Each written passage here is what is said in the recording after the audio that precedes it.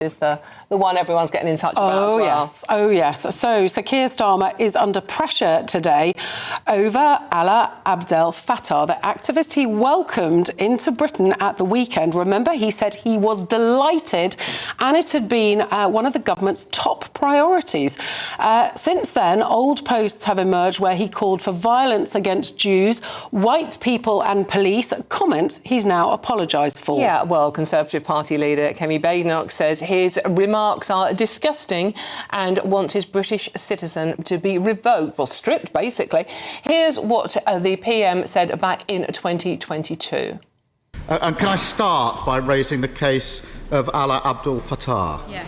As the Prime Minister knows and has said, he's a British citizen, jailed for the crime of posting on social media and been imprisoned in Egypt for most of the last 9 years. He's been on hunger strike for the last 6 months. Now, the Prime Minister just said that he raised it with President Sisi.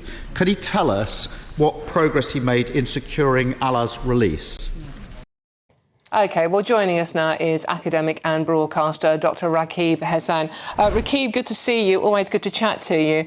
I mean, this is a story that's quite astonishing. It just illustrates how incompetent our political leaders seem to be. No, absolutely. This is a catastrophic cock-up of epic proportions. And it implicates not just one political party, but the wider political establishment.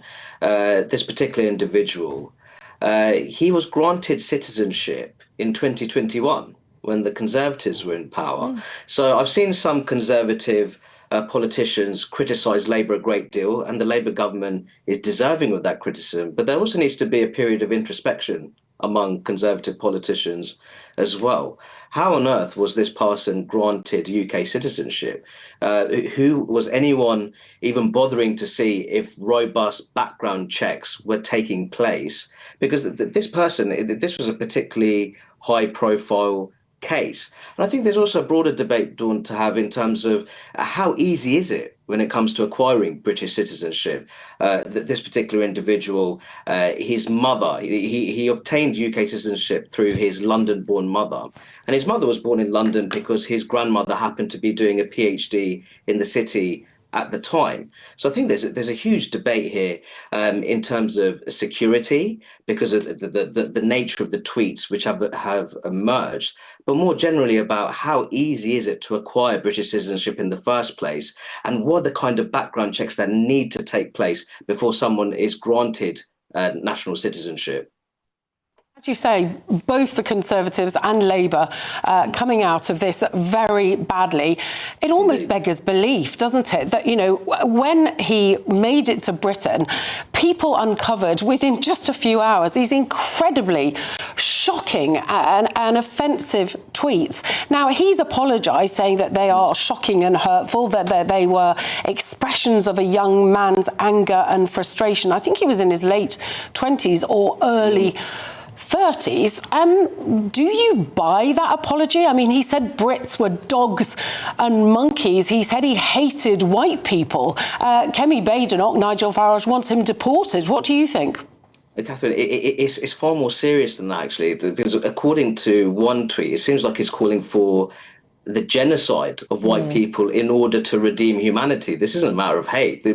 He's ultimately calling for industrial scale killing of members of a particular race. And I find it absolutely remarkable, as you say, that ordinary users of social media managed to discover these tweets, but this should have been part of proper background checks before he was granted UK citizenship. And I think that you have politicians from both major parties campaigning for his release. I think there's a great deal of hysteria. And I think that you see many of those politicians now saying that he must be deported, he should have his citizenship revoked. But I think this is the issue. Now, I sympathise with that view, but we have to see that the Prime Minister on multiple occasions discussed with President Sisi about this particular case and ultimately thanked him for pardoning Al Fattah and releasing him. So now to say that we're going to revoke his citizenship and we want him deported to Egypt, now I don't see why Egypt necessarily has to cooperate with that. Because the UK has already meddled a great deal, it seems, in Egyptian domestic affairs. But then they could also make the argument, well, we pardoned this particular individual. We released him just as you asked, and now you're asking for us to accept him because you no longer want him in your country. So I think that it's a very complicated matter indeed.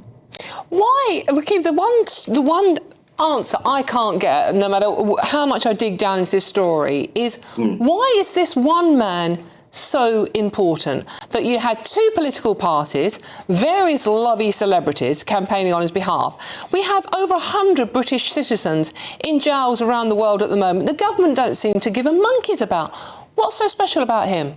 Well, there's a great deal of mass hysteria, if you can remember, Dawn, about the Arab Spring uprising. Now, I thought the Arab Spring uprising was wildly misunderstood.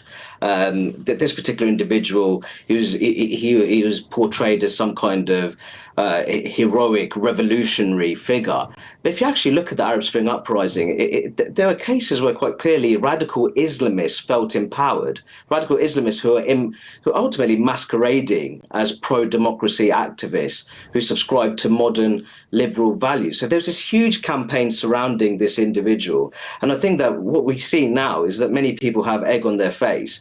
And I think, in my view, if you look at the security and cohesion implications of all this, I think there'll be very strong calls for this particular individual to have his citizenship revoked, for him to be deported from the UK.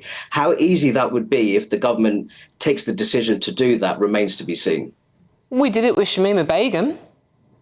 Well, indeed. I think that the issue here is that, firstly, he acquired the citizenship under the Conservatives back in 2021. But I think the issue is that he is currently in the UK. Shamima Begum, a lot of the decision about stripping her citizenship was while she was in Syria. This current individual is actually on British soil. And as I said before, because there's been so much British political pressure on Egypt to pardon this particular individual, to release him from prison, to then say, we no longer want him in our country because these tweets have emerged, we want to deport him to your country, then you're ultimately relying on a great deal of goodwill and cooperation when it comes to the Egyptian position on that. And it remains to be seen whether there is cooperation to be had.